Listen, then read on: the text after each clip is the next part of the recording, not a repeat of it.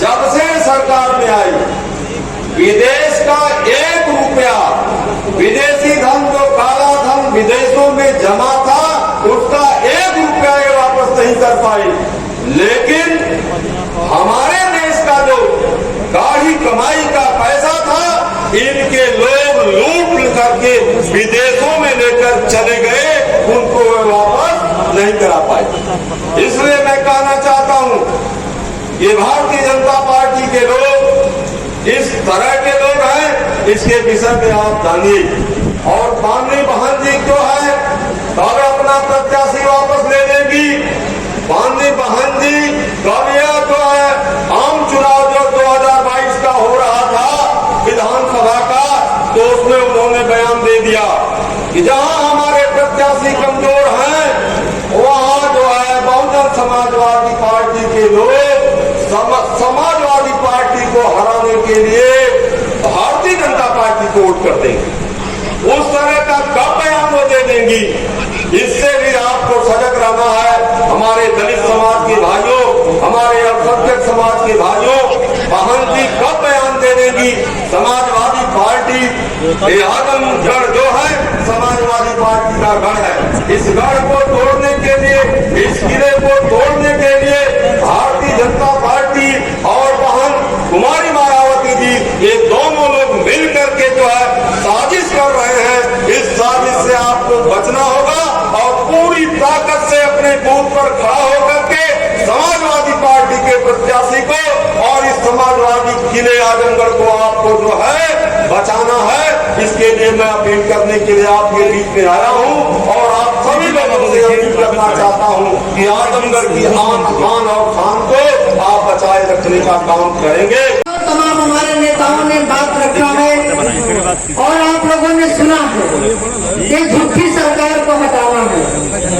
अब तो टाइम बीत गया है, लेकिन आपको बधाई कि आपने 10 का 10 सीट लिया है, इसलिए आपको बधाई। मैं गांव गांव घूम रही हूँ और जनता कह रही है कि भाई हम लोगों ने नेताजी को जिताया, माननीय अखिलेश यादव जी को जो राज्य देखे उनको जिताया, 10 विधायकों को जिताया, तो माननीय धर्मेंद्र यादव जी आए हम लोगों के बीच में। जनता आजमगढ़ की हाथों हाथ ली है और सबसे ज्यादा वोटों से जिता करके हम लोग दिल्ली की पंचायत में भेजने का काम करेंगे।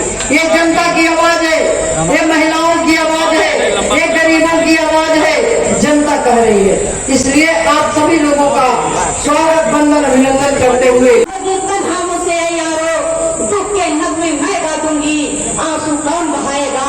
इसलिए मेरे साथियों, बाबू के सपनों का हिंदुस्तान बचाने के लिए, मुल्क की गंगा जमुनी तहजीब को बचाने के लिए, मुल्क में हिंदू मुसलमान के बीच नफरत की खाई को काटने के लिए एक बार इस चुनाव में आप लोगों को दमखम से लड़ना होगा। जय हिंद, जय समाजवाद, धन्यवाद। खुदा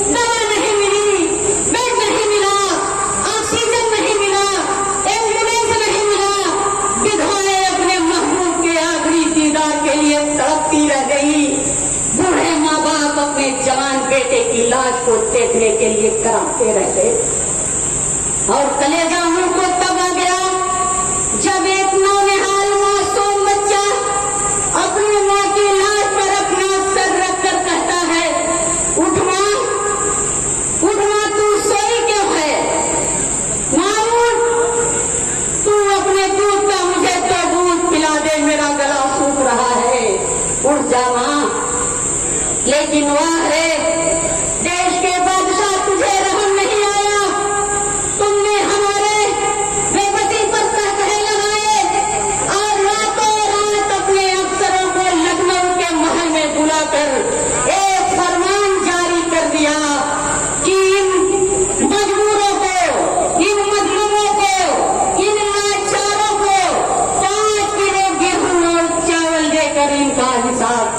कर दो। उदासियों के तमाम नश्तर मेरी रगों में उतार करो। उदासियों के तमाम नश्तर मेरी रगों में उतार करो। बड़ी नजाकत से पूछता है तुम्हारी आंखों को क्या हुआ है, लेकिन अब वक्त आ गया है। मैं यहाँ पर बैठे हुए मुबारकपुर के अपने सभी भाइयों से, अपने सभी साथियों से अपील और गुजारिश करना चाहती हूँ कि अब चुनाव के साथ साथ चुनौती भी है। आपका सपोर्ट 2024 में इस मुल्क की तारीख लिखेगा। इसलिए यहाँ पर आए हुए सभी लोगों से अपील करना चाहती हूँ कि 23 तारीख को साइकिल के सामने वाली बटन दबाकर जो हमेशा मजलूमों, वंचितों, शोषितों की आवाज को लोकसभा में उठाने का काम करते हैं, ऐसे दमदार प्रत्याशी माननीय धर्मेंद्र यादव जी को ये हमारी खुशनसीबी होगी, हमारी खुशहाली होगी, हमारे आजमगढ़ की तस्वीर और तस्वीर बदलेगी जब माननीय सांसद जी लोकसभा में आपकी समस्याओं को, आपकी बातों को उठाने का काम करेंगे। इसलिए मैं आपसे अपील करते हुए अपनी बात को खत्म। आज 10 दिन से जब से यह पता चला कि उपचुनाव घोषित हो गया है, हमारा एक कार्यकर्ता, एक सिपाही हर गांव में जाकर के चौपाल लगा करके गठबंधन का 2 माह तक 10 बजे रात तक जब तक एक नहीं 10 कार्यक्रम हर गांव में नहीं लगा देंगे, ये हमारे मंत्री जी का आह्वान है। हम लोग सोएंगे नहीं जब तक मुबारकपुर से अगर इतिहास बनाए हैं तो धर्मेंद्र काम कर रहा है। इसलिए जिसको सारा समाजवादी पार्टी के साथ है, चाहे मौर्य समाज हो, चाहे राजभोग समाज हो, चाहे चौहान समाज हो, सारा का सारा समाज, प्रजापति समाज, आज सबसे ज्यादा दलित समाज टूट करके समाजवादी पार्टी में आ गया है। इसलिए मित्रों, बहादुर भाई का इशारा भी हो रहा है। उन्हें मैं अपने नेता आदरणीय धर्मेंद्र जी को विश्वास दिलाना चाहता हूँ। यह मुबारकपुर जो 5 विधानसभा है, गोपालपुर, सगड़ी, मुबारकपुर, मेहनगर और सदर में आप कोई किसानों, नौजवानों, छात्र नेता होने की हैसियत से आज इन नौजवानों की तरफ से आपको विश्वास दिलाना चाहता हूँ कि मुबारकपुर विधानसभा में 30,000 की नीति थी और आपको लोकसभा में 50,000 से नंबर 1 की लीड देने जा रहा है। इन्हीं शब्दों के साथ इसलिए विराम लगती है कि अब नौजवानों के मुद्दों को पार्लियामेंट में उठाने वाला धर्मेंद्र यादव के अलावा कोई दूसरा सांसद दिखाई नहीं देता। पार्लियामेंट इसलिए विराम लगती है कि महंगाई, बेरोजगारी, बेकारी, जुल्म जाति के खिलाफ पिछड़ों के हक में आवाज उठाने वाला कोई आदमी अब पार्लियामेंट में दिखाई नहीं देता। राष्ट्रीय अध्यक्ष आजमगढ़ के नेताओं की नहीं बल्कि आजमगढ़ की समूची जनता की चाहत है कि धर्मेंद्र यादव को चुनाव में आप उम्मीदवार बना करके आजमगढ़ में भेज दीजिए। और तब राष्ट्रीय अध्यक्ष जी ने आदमी से धर्मेंद्र यादव जी को आपके बीच में भेजा है। मुबारकपुर के लोगों, मैं बार बार कहता हूं कि मैं आपके बीच में कोई भाषण नहीं करता हूं, इसलिए या मेरे परिवार के सदस्य के सवाल। और जब से भी मैंने होश संभाला है, पार्लियामेंट के चुनाव में जितने भी पार्लियामेंट के चुनाव हों, बेशक समाजवादी पार्टी को विधानसभा का चुनाव जीतने में यहाँ लंबा अरसा लगा, लेकिन पार्लियामेंट का कोई ऐसा चुनाव नहीं है जिसे मुबारकपुर के लोगों ने जीत के अपने दमखम का परिचय न दिया हो। याद करो जब नेताजी लड़ रहे थे, कभी दरोगा अफरा सरोज यहाँ से उम्मीदवार हुआ करते थे। आज के 20 सालों 1999 मुबारकपुर के लोगों ने 70,000 वोट दरोगा सरोज को देने का काम किया, तो 70,000 वोट की बड़ी कीमत हुआ करती थी। उसके बाद नेताजी यहाँ से चुनाव लड़े, नेताजी की जीत में 30,000 वोट का हिस्सा ऐसी मुबारकपुर के लोगों का था।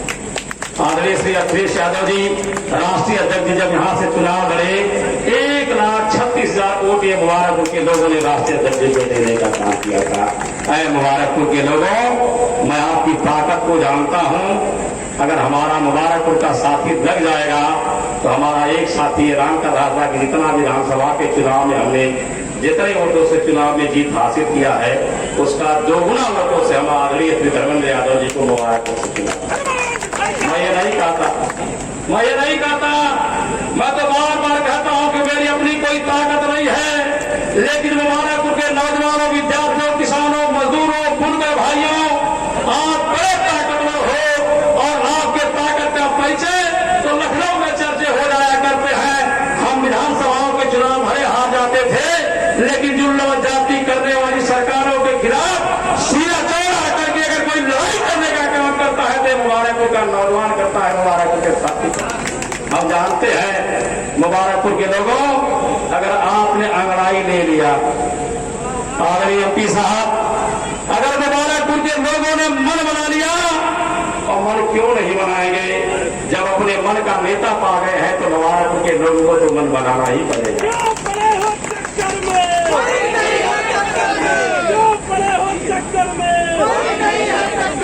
तो इस निवेदन के साथ